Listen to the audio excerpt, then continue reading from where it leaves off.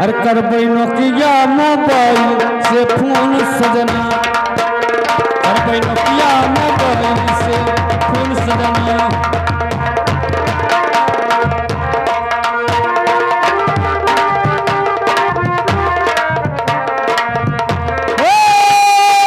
करबै Nokia mobile से phone सजना, करबै नोकिया मोबाइल से।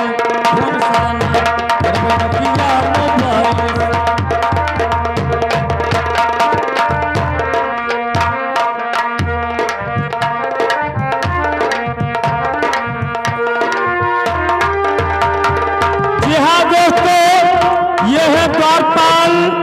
इसका काम रहेगा इधर से आना उधर से जाना, लात और मक्का खाने का काम होगा। और दोस्तों जिसका नाम होगा कुंवर सिंह, वही महाराज भंवर सिंह का छोटा भाई जिसका नाम कुंवर सिंह। कुंवर सिंह का रूल मैं स्वयं अदा करके दिखाऊंगा। दोस्तों नमस्कार। अब हमारा ड्रामा यही से शुरू और यही से चल।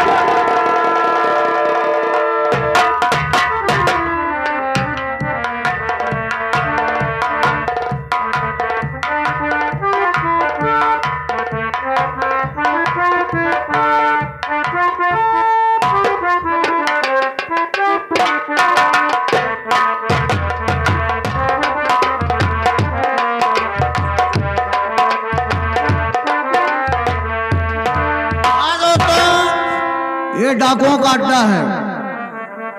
मेन डाकू का नाम है डाकू टोला सिंह।